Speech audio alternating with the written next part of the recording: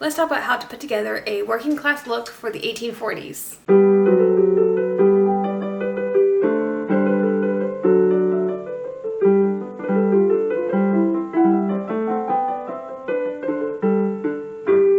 Hi everyone, my name is Caitlin, and on this channel I teach old-fashioned sewing skills and we copy original garments.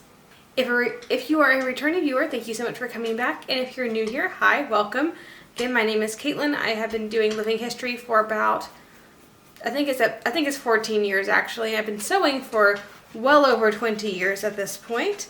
I keep a small collection of original garments that I help teach people how to put things together in a historically accurate way. I also have friends who collect, and my husband is a curator at a museum, and we have access to clothes that way as well.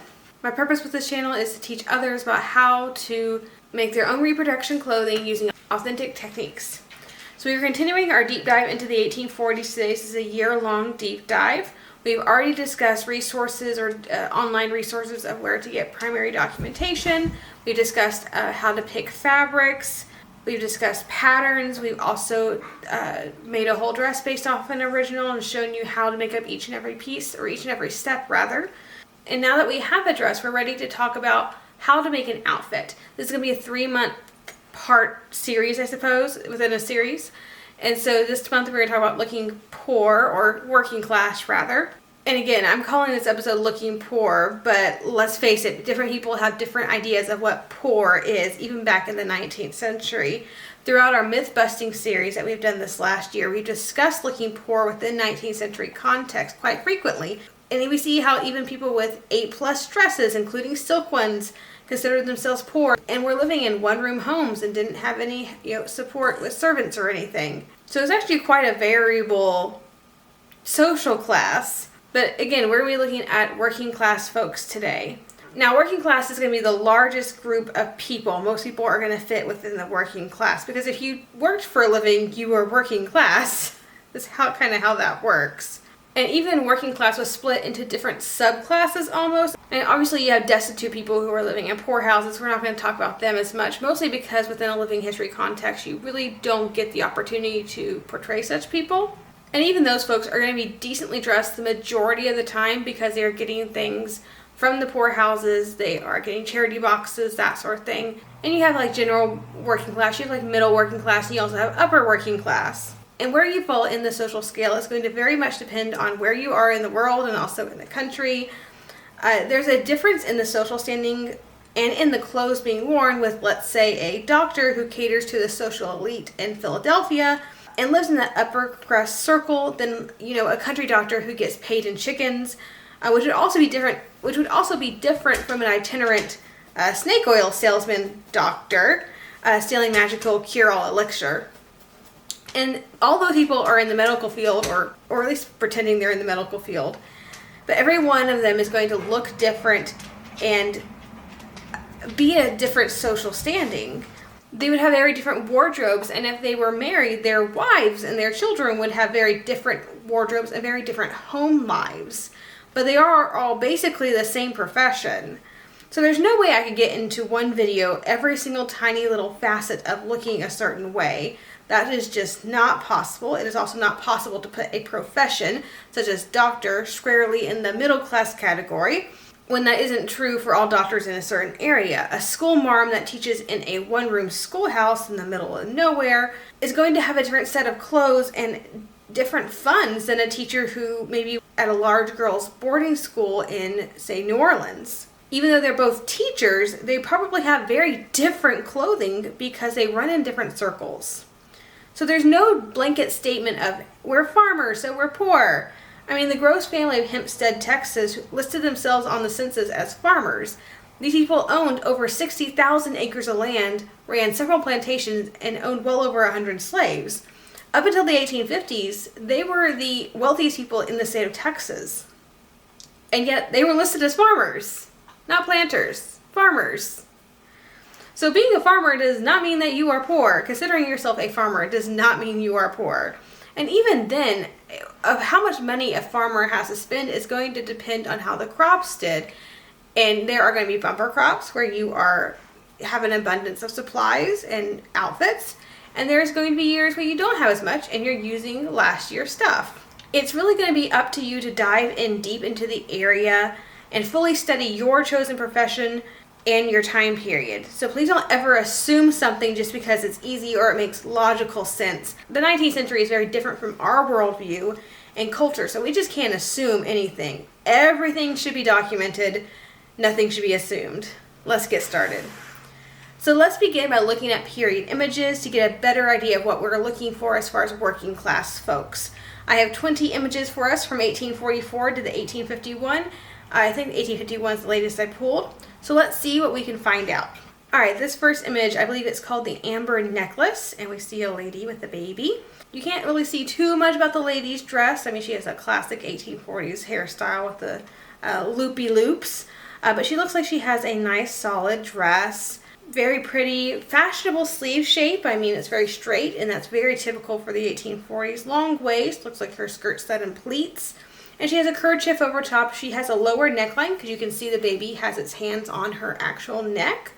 But she has a little bit of a lower neckline, and that's all right for day wear in the 1840s. And then she has a lovely little aqua blue kerchief over top. Baby's wearing a very adorable little yellow dress with a pinafore, has its little amber necklace, and a lovely little cap. Number 2, this one I believe is 1842. It's a little bit earlier, but it functions for our, It's called the Milkmaid, if I remember correctly. So we have a lady, and honestly a quite short skirt, very reminiscent of the 1830s.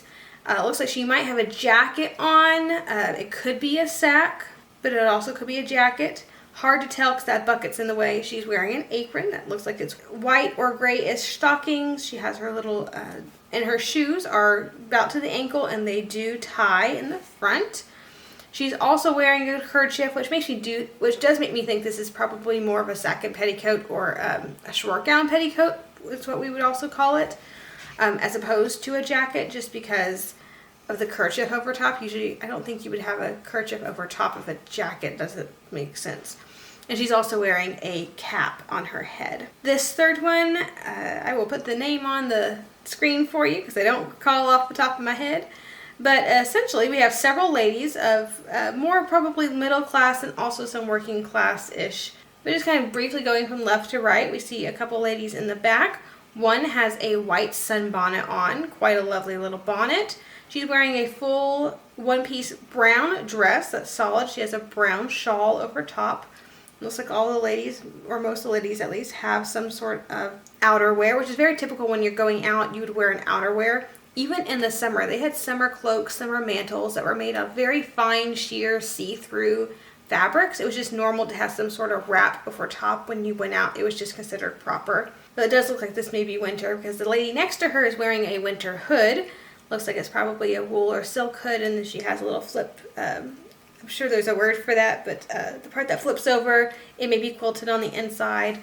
That lining is most likely silk, honestly. And she has some blue, but she also has some brown on her. So it looks like she's wearing a one-piece brown dress with a blue apron, which is unusual because I see two ladies with aprons in this. And it's highly unusual to wear aprons out in public. That was not generally a thing. You usually weren't seen in your apron unless you were at home doing things where you needed an apron. But she also has a black shawl on. And then the ladies in front, we have a lady who is in a print dress. She also has an apron on, which is interesting. She has a fashion bonnet on with a green veil. And I find it interesting the contrast between the apron and the veil and fashion bonnet. Now these could be fancier aprons. I don't know the context as much as is this a situation where you would wear a fancy apron? That I don't know. But she also has a nice, beautiful red wool shawl. The lady next to her is wearing a one-piece pink dress with a striped shawl. I actually really like her shawl a lot. And she is wearing a winter hood as well. And then the lady across is wearing a one-piece, or likely one-piece, we can't see the top, brown dress, and she has a mantle over top. That's what that is. Actually, it is a one-piece dress because we can see her on her sleeves. There's a little bit of that brown. And the lady in the pink dress and the lady in the pink bonnet are both wearing gloves as well. And the lady with the pink bonnet, aside from her beautiful, fashionable pink silk bonnet, love her parasol. I collect parasols, so I love seeing parasols in paintings. It makes my heart happy. This next one I did was something about visiting grandparents, something of that nature. Clothing. So we have Mama in, it's very hard to see her clothing, but her sleeve and the back of her skirt do match. So we're going to assume that's probably a one-piece dress. She has an apron on. Looks like it's a checked apron. Apron checks are very, very popular. And she also has a kerchief. This one is striped and it's just laid over top. It looks like her neckline's a little bit lower as well, because we do see we don't see the neckline of her dress up at her throat. We kind of see just skin there. She's wearing a cap that ties with some really nice ruffles. Grandma over there, it looks like she is wearing a one-piece dress because her sleeves do match the bottom of her skirt. She has an apron on and she has a shawl, but she also has a printed kerchief over top, and it looks like she has a little bit of a white kerchief underneath or some type of collar, and she also is wearing a cap. We have several little children in print dresses, some of them in aprons. The littlest ones are in pinafores, although I think the smallest children are actually boys, except for maybe that baby. It's hard to tell with that baby, but the baby is wearing a dress and a pinafore and a cap as well. This next one is a great 1840s image. You can see their house and it's their mama, and so she is wearing a very bright green dress with a we're going to call that reddish apron. She has a pink kerchief. Her kerchief is tucked underneath, and you kind of see it. She has an open neckline as well, but her kerchief is underneath instead of the over-the-top kerchiefs we've seen before, and she's also wearing a cap. This next one is an 1840s image of a Methodist revival, but I like these images because you get to see all sorts of types of people within them. There's some really great 1830s Methodist revival images that I absolutely love because you can see people of all social standings. So most of these ladies looks like they are wearing wraps. Some of them do not have bonnets, some of them have fashion bonnets, some of them have sun bonnets. And there really isn't a lot of detail. I mean, some of these ladies, you can tell their dresses close at the back, which would be typical for the 1840s. And a lot of them are wearing wraps, such as shawls. I do find it interesting that the painter painted the bonnets matching the dresses, which is something you almost never see in real life and in what I would call, quote, real paintings. But it's interesting that sometimes in these crowds, they'll just paint a single person one single color, which I do find interesting. This next one is called First Aid, and we have a lady who is wearing a brown dress, and it looks like she has a mismatched bodice and skirt. That is a full dress that she has pinned out of her way, and you're seeing her red petticoat underneath. Can't really see a lot of detail on her shoes or anything. She is not wearing a kerchief, but she is wearing a cap, and it looks like she has a nice little blue ribbon on her cap. This next one is, I think it was Burial on a Prairie. I'll correct that if that is incorrect. So these are pioneers. Looks like the size of that grave, they're probably burying a baby or a small child. Mama is wearing a mustard colored dress. It looks like it's set in pleats. Again, very tight, fashionable sleeves. She has a small kerchief, so smaller than the ones that have been going full over, but it is laid over top of her neckline. This neckline could go to the throat. It could be a little bit looser. She's using the hem of her dress to dry her tears, which is probably the dirtiest part of her dress and probably not the choice I would make. But if you need to, you need to. She's wearing a orangish petticoat underneath. And she's wearing basically a fashionable bonnet shape, a cottage bonnet. That's what I would call a cottage bonnet. It looks like it's black, which is a very typical bonnet color. It goes with everything. So black bonnets are kind of indicative, at least in the 1820s and earlier, of working class women. And I do find her son's attire interesting because it's very much in shreds, torn in shreds. But the parents' clothing looks halfway decent still. Children do tend to be a little bit more rambunctious though. This next one, so we have a lady who appears to be in a one-piece dress. I mean, the bodice is very orange and the skirt is kind of green. But I'm wondering, based on where the lighting's coming from, I'm wondering if this is a silk shot dress. Because you see in certain shadows where there's way more gold than green, especially up near her waist, even on her skirt. And a shot silk, depending on where the light hits you, will give you different colors. So if this is a green, or this would be gold shot with green, that actually would make a lot of sense. And I can see the stripes still running in the same direction. So I'm wondering if this really is just, that's what it is, it's a shot silk. She has a red jacket over top, and her neckline's quite low. She has a kerchief, a white kerchief, or maybe a chemisette that's underneath that as well. And she looks like she's knitting, which is kind of cool. And then we have this older lady. This is a very run-down cottage. And she has a patch on her apron and a couple holes in the very bottom of her apron, which is neat to see. She's wearing a red dress, still fashionable, you know, dropped arm size, fitted sleeves. She's not wearing a kerchief, but she is wearing a cap. She has a little string. We call them chatelaines. That's not always what they're called. Sometimes it's just a string you carry things like scissors and that sort of thing on. And again, she has a patch on her apron and a couple very small holes. This next one has a couple of ladies we get to look at. So first one, lady holding the baby, is wearing a, looks like to be a one-piece dress. She might have bishop sleeves, which wouldn't be the most popular. It's totally okay for this time period. She's wearing an apron that is brown, and she has a blue kerchief. It looks like she has her kerchief pinned at the top, or with a brooch or a pin or something, because it is very much being held together right here with something or another. The lady next to her is wearing a brown dress. She may have a different bodice than her skirt, but again, it could be the lighting. She's wearing a white apron. Her sleeves are rolled up, and she has a very long kerchief that's almost more like a shawl, but I can kind of see it tucked into her apron, so it really is more of a kerchief. And she's wearing a cap, whereas the other lady is not wearing a cap. And then we have the fun lady in the background who is wearing a brown top, maybe a lined skirt that's pulled up out of the way, and she has her blue petticoat underneath. She has a very open neckline, no kerchief, no cap. Also, I love the cradle in the background. I recently bought a cradle off a friend because it was cheap and it was 1820s to 1840s. And hey, it's a good price, and I know it's authentic, and I know the guy who was selling it, so bought one very, very similar to that one. All right, we got several ladies in this one, so start from left to right. Lady in a brown, I call that mouse brown dress. She has a pink kerchief that's not tucked at all. It's just tied at the neck, which is an option. Not a very popular option, but it is an option. And she has a lighter pink apron, no cuffs, nothing else, no cap. The lady sitting down does have a mismatched ensemble of some kind. Maybe a sack and petticoat. This is a home situation, so that would actually make sense. And she has a darker skirt and a lighter top. And she looks like she has a blue apron as well. Maybe a kerchief tucked in there. It looks like she has a brooch on too, or something holding that neckline together. Baby's adorable in this little white dress. The grandma behind her is in a one-piece dress with a white kerchief over top, and then she has a cap on. The younger two ladies do not have caps, but the older lady does, which is somewhat of a common theme. And this next one, we get to see some people in a home that is fairly decently put together, but a little bit run down. She has a full pink dress, which is beautiful, and her son is lifting up her skirts. You get to see her petticoats a little bit, her white stockings, and her little brown slippers.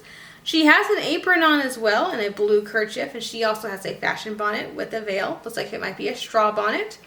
I love her bright red trimmings and her pink dress, because we typically don't see those colors as going together, but it doesn't really matter in the 19th century. She has more of a mustard color apron on. I love her sleeves that are kind of pushed up. And again, I love her little black veil. Looks like she might have a kerchief or something going on underneath the over-the-top kerchief, because I see a little bit of white. It also could just be something else. It's a painting. It's not real life. Sometimes artistic license was taken. And we have something about a photographer. So we have two ladies to talk about. The older lady is wearing a black bonnet with a cap. She has a shawl over top or some sort of mantle. Looks like she's wearing a black dress. The lady next to her is a brown dress. Can't quite tell what's going on with her neckline. It looks almost like a chemisette because it's not coming down at all. She's also making lace, which is quite interesting. And she has a cap on as well. And then this one's something on the prairie. So we have a lady in a full blue dress with a white kerchief. Nice fashion bonnet. It's a little misshapen from being on the trail, but it is a fashion bonnet. And it's very hard to see details with the ladies that are in the wagon, but they are existent, I suppose. And we have Pioneers in Camp, which is early 1840s. Not a ton of detail. We get to see a African American lady over on the right. She has short sleeves, open neckline, and a white apron. Hard to tell detail on the lady whose back is facing us.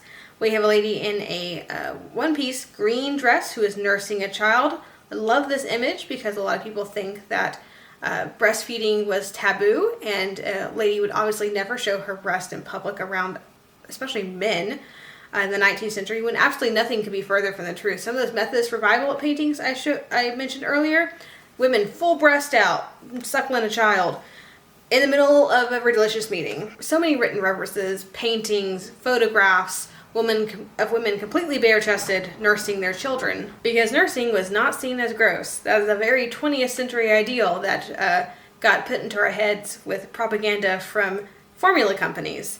But no, 19th century nursing was very normal and completely okay to do, completely bare-breasted, even in mixed company of people you may or may not know. If your child is with you and they're hungry, you feed them. But she's in a one-piece dress. I can't see very much other detail. The ladies we can see in the background, one's a pink dress, it's a full dress. She has a white kerchief over top, and the younger girl looks like she has a shawl over top of her. And then we have a mountaineer family. A lovely woman in a beautiful hunter green dress, very fashionable. May actually be a riding habit with that standing collar. Looks a little bit equestrian to me. Actually, yes, because she has a side saddle behind her. Didn't notice that at first. That's a lovely side saddle. Looks a lot like my side saddle, actually. She has some sort of scarf or something on her hand. But yeah, that is definitely a riding habit. Can't believe I didn't notice that before. Some sort of shirt or collar or jockey underneath.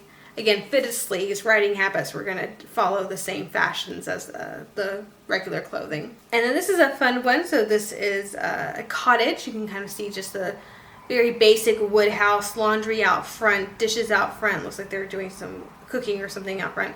Mama's in a one-piece dress, looks pinkish. She has a yellow apron and a blue kerchief that's probably tied just because it's not, full and coming across. There's an older lady with a blue top and a cap. Younger woman's not wearing a cap. Older woman is. And then we have another trail one. We have a couple of ladies. So the first one is very hard to tell what's going on. She could be in a blue skirt, and that could be a facing or a petticoat or a lining that is red. It's very hard to tell what's going on. And she has essentially a shawl over top. This is not the first image I have seen of women using a shawl as a head covering. To keep the sun off their head and that sort of thing, especially in cold weather. I see that, it's not the first time I've seen that. And the lady in the back has a white sunbonnet, and she has a tied kerchief that's white and looks like a reddish dress. And that was all 20 images. So what do we glean from that? They were almost all, if not all, properly dressed in one-piece dresses.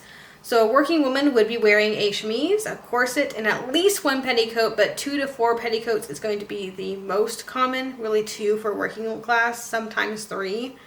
The only reference I've come across to a single petticoat was a woman who was staying at a poorhouse, and when she left the poorhouse, she was given back her own clothes, and only one petticoat was mentioned. The rest of the time, I see at least 2 petticoats mentioned, so you're probably going to want to wear 2 petticoats. And yes, working women are wearing corsets, regardless of their age. Corsets provide bust support, back support. They are a place to hold all the weight of all those skirts. Corsets are not optional. Drawers are optional. I find their usage isn't common in America until really the hoop really came back into in the 1850s. But they can be worn if you really want the drawers. They just aren't normal as far as what I can see. If drawers are worn, of course, they would be split crotch like their typical mid-19th century drawers. Something I noticed from the illustrations, and I'm going to need to go back and fully look at what country each was from. I tried to pick American images, but some of those I know are European. There are a lot of women with open necklines. That would be more common in the 1830s and pretty much done away with for day wear by 1850. The 1840s is that transition decade. So the earlier in the decade you go, the more likely you're going to see open necklines, and I find them disproportionately on working class women than wealthier women who tend to have the higher necklines as they follow fashion a little bit faster. It's just a very interesting note. Also, if you're working, sometimes you want the open neckline for like coolness factors. But also, the more open your neckline, open necklines mean that you are not as protected from the sun. So if you're doing a lot of work, you want the high neckline to protect yourself. Because again, this is before sunscreen. So they're really trying to protect themselves from the sun rays, sunburns, all of that sort of thing. That's what the kerchiefs are for. But a high neck dress is going to give you more coverage. But again, I do see more disproportionately lower neck gowns with working wear. And speaking of necklines, and we did talk about how many of them had kerchiefs around their neck, not necessarily just collars or chemisettes, which would be more of the higher fashion neckline option. You're seeing a lot of kerchiefs for working class. And clearly there's a popular style of wearing a kerchief, because we saw so many of them that were just laid across. They were very large kerchiefs and tucked into the waistband, or sometimes they're pinned into the waistband, honestly. And we saw those over and over again. You see some kerchiefs that were stuffed in the bodice. You saw some that were tied, but the vast majority of them are going to be those ones that go over, and they're typically very big. The smaller ones are the ones that are tucked in or tied, but you see the really big ones very frequently in the 1840s. It was a very popular way to wear a kerchief. And the kerchiefs have a lot of options. Like we saw some that were print, some that were solid, some that were striped. Sometimes with accessories especially, paintings is very hard. I picked paintings specifically because when you see photographs in the 1840s, they're very rarely of working class women doing working class things. They tend to be people dressed up in their nicest clothes getting dressed, because photography is still fairly new at this point. And so you're going to see people dressed up to go to the photographers. And so I picked paintings so that we can actually see working people in their environment. The problem with paintings is that it is subject to the artist's imagination and creativity and artistic license. So sometimes you don't get exactly what was actually going on in the scene. Sometimes you get their interpretation of what was going on in the scene. And I also find with paintings, disproportionately to extant garments, disproportionately to photographs, we see a lot more solids or solid fabrics within the dresses and also the accessories. And I think part of that has to do with how difficult it can be to paint a design, a pattern or a design, especially on background characters. And so disproportionately, you do see a lot of solids. With paintings, you see disproportionately a lot of solids. And we did see a lot of solids, but I was actually impressed with how much of the patterns that we got to see. Kerchiefs in real life, I don't see a lot of them being the solid. Usually they are, well, if they're solid, they're going to be white, usually. You see a lot of them in checks, prints, and plaids. They are also typically cotton or linen. There may have been a few of them that are wool. I haven't come across any references to wool kerchiefs. And honestly, if it's really hot and you wet a kerchief and you put it back on your neck, it's like instant air conditioning. It is the most amazing feeling in the world. And you wouldn't get that with wool. So cotton and linen makes sense. And since we're discussing fabrics already, let's go ahead and further discuss the fabrics. So most of the fabrics we saw in the paintings were solids. And again, I want to make a very important point. We've discussed this in other videos, but cotton was almost never dyed a solid color. Certainly not for dresses. Polished cottons were used for linings, and they are in solid, but because of fading issues, cottons are going to be done in plaid, stripes, and prints, not solids. So if you want a solid dress, it has to be wool or silk, or a blend. I have seen some wool cotton blends that were solid.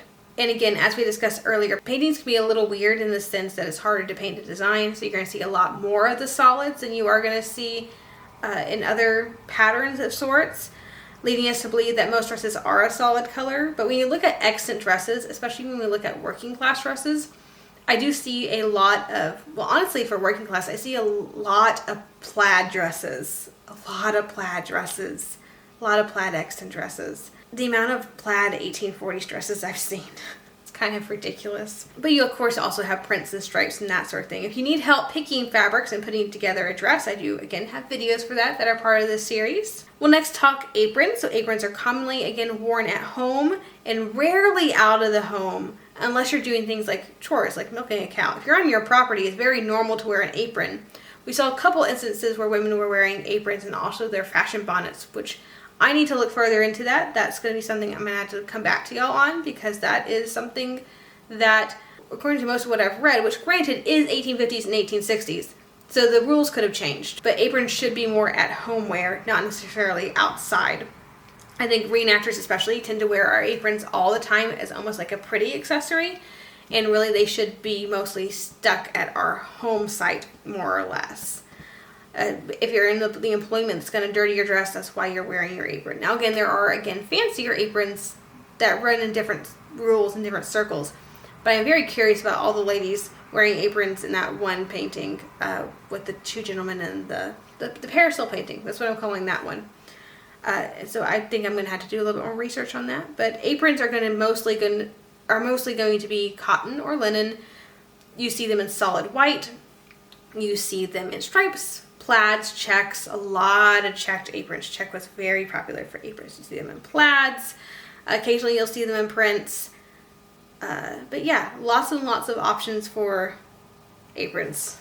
Another note is that not all the women had their hair covered. Outside, hair is typically covered. Inside, again, we kind of point this out. A lot of the older women are wearing caps. Some of the younger women are wearing caps, particularly if they are married, but not all of them. A lot of the even younger but still married with babies women were not wearing head coverings.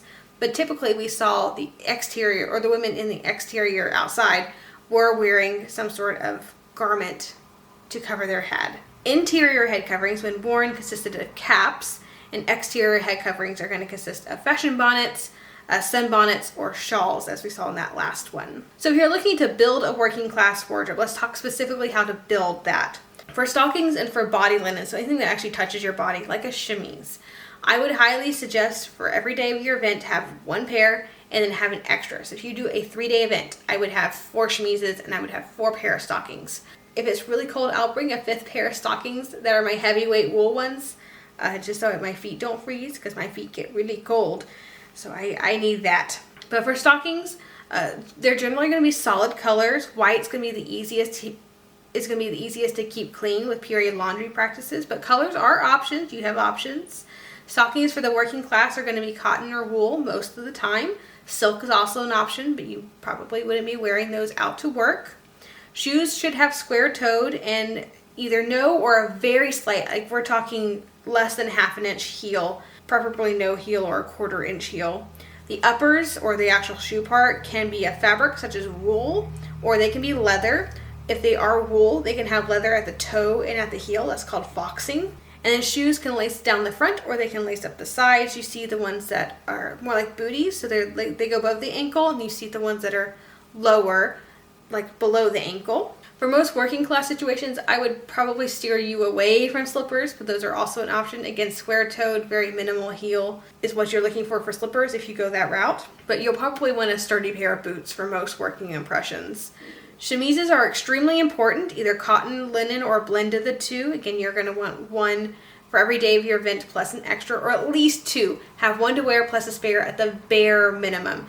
That way, if something happens to one, you can wash it while you're wearing the other one. And these should be white. They should not be cream, ecru, off-white. They should be white. Drawers are optional, but from my research, I don't believe they're common, at least here in America. And you do want at least 2 petticoats.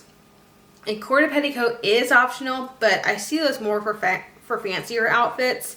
You don't need a super boofy skirt when you're doing work, so 2 petticoats is usually sufficient, especially if they are starched. Your uppermost petticoat can be cut down from an old skirt.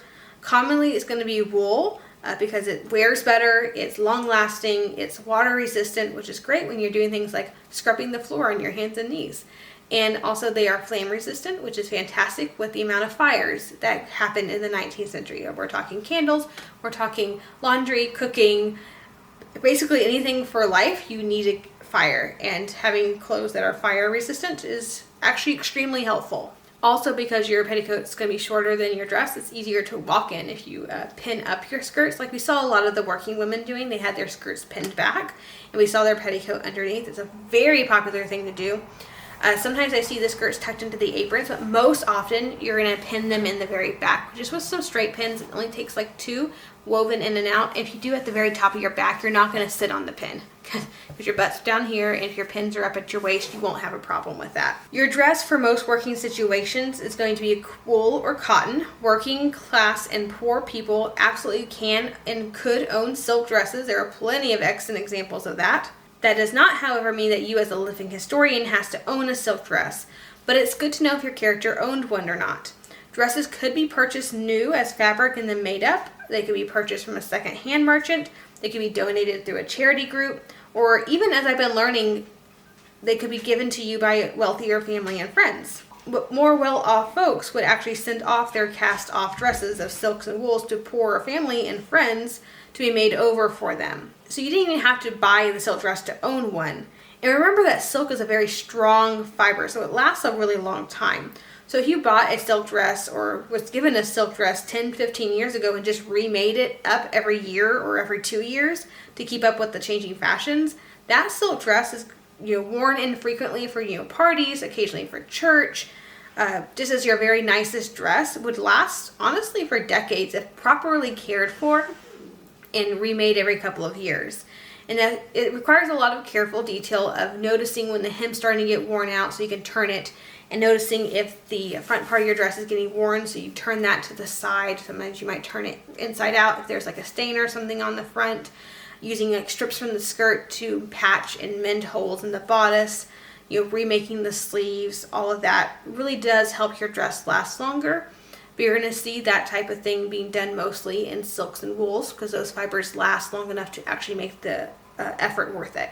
But as a living historian, you do not have to own a silk dress for working wear unless you're in a situation where your character would be wearing her nicest dress. Again, for working wear, wool or cotton is going to be your best bet. Wool is going to be better overall, but cotton is also very much acceptable. If you're wearing working attire, a kerchief would be indispensable. You can have, again, a larger one that goes all the way down your bodice and pins or is held in shut or gets held in place with your apron. Or, of course, you have a smaller one we saw tucked into the neckline or tied around the neck. Either way is fine. Aprons are going to be, most of the time, half aprons. I see a lot of half aprons in this time period and not pinner aprons, which do exist. The Workwoman's Guide has patterns that are appropriate for that. But most of the time I see a lot of half aprons. I see them frequently tied in the back and not crossed and tied in the front, at least in the 1840s. But that could just be a painter not painting the details that well. Again, aprons can be made out of cotton, linen, or wool as desired. For outerwear, shawls are going to be fantastic for working wear. 2 yards of a plain or plaid or striped wool, fringed at the ends. It's going to make you a perfect shawl for pretty cheap. A wool jacket could also be made and worn. Notice how in the paintings there was a lot of lively color and that none of the pieces matched. They all coordinated, maybe not to our modern eye, but none of them matched. You're not wearing the same color bonnet as you are a dress, except for that one little lithograph, which isn't really a thing. That's just someone being lazy. But when actual people are painted, you see very contrasty. None of the pieces are the same color. They have a different color bonnet, it's a different color shawl, and then a different color dress. Everything is different. The parasol is different colors. Things coordinate. They do not match. It's a very important detail that a lot of people miss because they want to match all their garments. They want to look like a cohesive, put-together outfit in terms of our modern conception of a put-together outfit, which is not a 19th century thought process. You shouldn't be in a color scheme. Your accessories should go with a variety of dresses and looks. If you're a bit older or you want to hide your hair, a white linen or cotton cap is going to be perfectly acceptable. You can make it quite plain for working, but even a lot of the working class women, they had ruffles or things like that. A silk fabric ruffle is going to look beautiful, but it's not going to be expensive like a lace would be, for example. Whether or not you have a cap or not, your hair should be dressed. That means put up. So hair is going to be put into a bun most often in the right in the middle of your head, and the front bits can be braided or they can just hang about the ears and twisted, and before being twisted back into the bun. A lot of times those twisties kind of fall underneath the ear. Sometimes you don't see twisties at all. It's just kind of put back. And of course we do the center part on the hair. Headwear for outdoors may consist of a silk or straw bonnet. For going out, especially if you want to be a little nicer, you're going to need a parasol if you're doing that sort of thing. But a nice sunbonnet is always a good choice. If you want to be a little bit dressier, a white sheer sunbonnet, beautiful, cool in the summer, looks very nice and put together, but also is very cheap to put together. Sunbonnets can also be of sunbonnets can also be of prints, usually of cotton prints. Sunbonnets can also be made of silk and occasionally linen. And again, we're looking at things like small prints, small plaids, checks, patterns, plain white, that sort of thing. You can even pin your shawl over your head if it's really cold. And also if it's cold, silk hoods are very much an option. Those could be wadded or quilted. I'll direct you to the pattern video for more information, but for headwear, I always recommend Danielle at Timely Tresses. She has some great 1840s fashion bonnets patterns and forms, and she has a variety of styles, specifically for each year, and she has a variety of price points. Like you can buy a pattern from her, you can buy a pattern plus a kit, you can buy a finished form, you can buy a covered form, you can buy a trimmed covered form. Like there's something for all price ranges. Anna Ward and Bowersmith has lots of patterns for winter hoods based on her collection of originals. And then Marna Davis has a great sunbonnet pattern for the 1840s. That's from one of her originals. And all three ladies are excellent resources for headwear and are very helpful in answering questions and all of that. So a few final thoughts. You should still look presentable even if you are poor. Notice how even the poorest people and those going out west on trails and painting still looked put together. You can portray poor, but you should still look decent. Proper underpinnings are a must. Plainer styles of clothing and cottons and wools are perfect for everyday wear. Don't shy away from the color. You don't have to give up color just because you're poor. We can wear lots of fun colors. And definitely do not match all the pieces to your outfit. Poor does not mean being a ragamuffin. Even the older lady with a patched apron still looked put together overall. I have seen many amended and patched 1840s dress. It's always done inconspicuously and not with random contrast patchworks just slapped on haphazardly. You want mends and patches to be as invisible as humanly possible, and that's actually very achievable if you know what you're doing. And so now I'll call for help. For those of you who have looked into the 1840s longer than I do, have some more paintings or something of working class 1840s women that we can all analyze. Please educate me and others in the comments and help us out. I'll compile any information given and put it into a pinned comment at the top for everyone to see. And of course, give credit to all the lovely folks who helped us out. My video, again, focuses mostly on American women because I'm an American woman and that's where my research lies.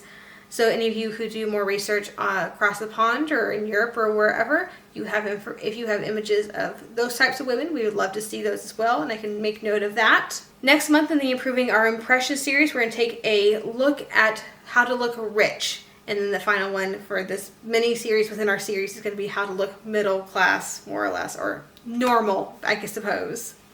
If you've enjoyed the video, please like, subscribe to the channel, click that little bell notification so you're notified anytime I upload a new video. And as always, have a fantastic week, and I'll see you back here in the next video.